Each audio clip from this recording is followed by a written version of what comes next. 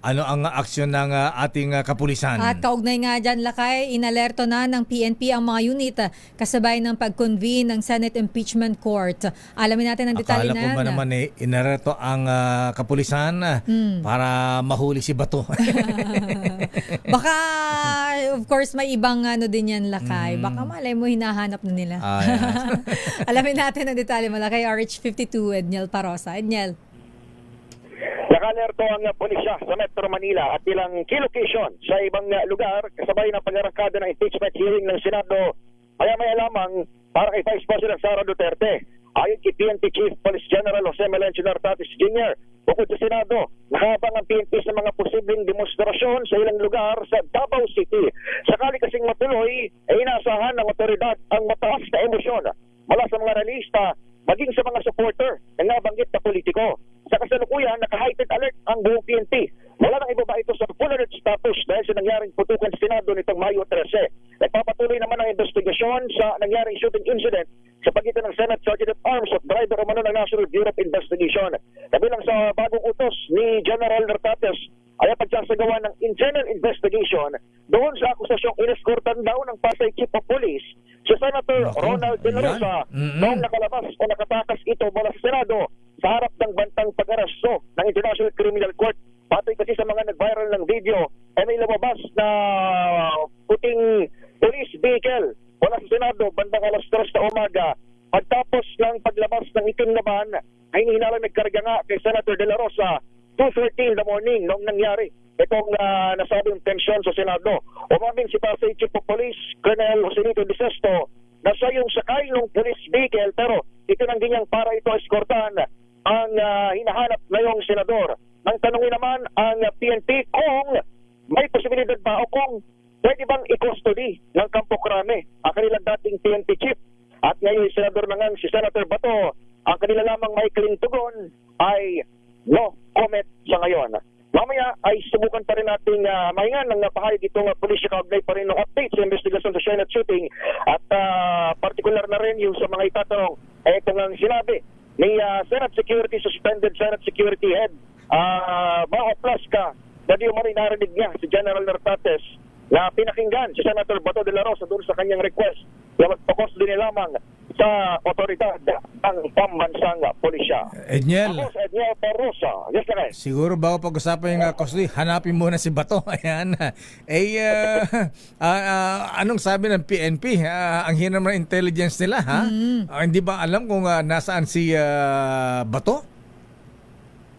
Wala pala kayo na impormasyon kahit doon sa mga borders natin kung nakalabas na nga ng bansa dahil meron mga lumulutang lakay sa social media. Yun ang ating mga kababayan. Siyempre, unverified information yan. Sa ngayon, kahit yung ilang law enforcement agencies ay patuloy roon na, o patuloy na wala pang hawak na impormasyon. Ngayon nga lang lakay ay haharap ulit sa media ang PNP at malamang kabilang yan doon sa mga matatalakay sa mga tauhan ng media. Bata, ano bang sabi ng mga Marites? Nag-ala-alis guo na ba siya? Ayan. Nag-wig ba talaga? Isinoli na ba?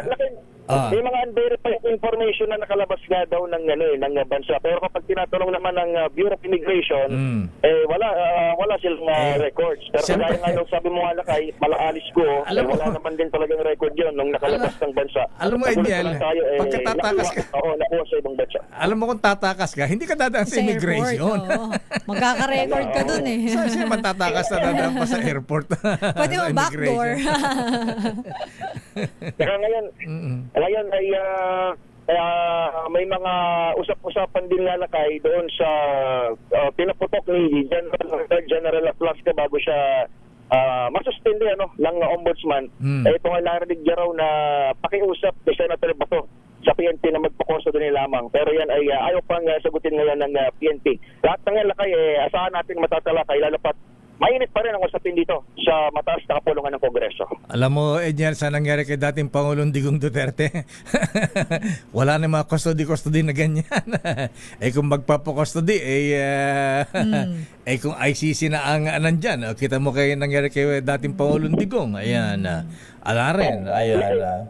alam mo na kayo nagkakaramihan din ng mga tanong ng mga reporters sapagkat noong ibinaba lumabas yung warrant doon kay former President Duterte, talagang discreet at nilampat siya mula doon sa may airport. Ngayon kasi ay wala pang impormasyon kung nag-coordinate na mismo yung Interpol sa dito sa ating National Center Bureau o NCB kung tawagin, dahil sila yung inaantay na lamang daw ng PNP at least para doon sa kanilang mga sagot last week kung i-implement nila or hindi pa itong ICC arrest warrant. Pero kung tatanungin yung mga hensya ng gobyerno, kagaya nga sa immigration, willing silang arrestuin at tanda na silang arrestuin oras na makita nila sa mga ports of exit sa ating bansa, Lakay. Yan pa rin ngayon ang nagpapagulo kung whether or not dapat nang kumilos yung PNP sa arrest warrant ng International Criminal Court, Lakay at Israel. Siguro tatanungin yung pulis na nag-escort sa kanya. Hindi naman daw, Lakay. Di ba? Tinanggi yun. Tinanggi ba? Siyempre, nagkataon lang daw na sabay, lumabas. Amin doon. Sabi nga nga pala, ito nga pala, Angel, may nakausap akong opisyal ng GSIS nung Friday, abay, natakot din sila. Mukhang planado talaga yung pagtakas. Alam mo kung bakit?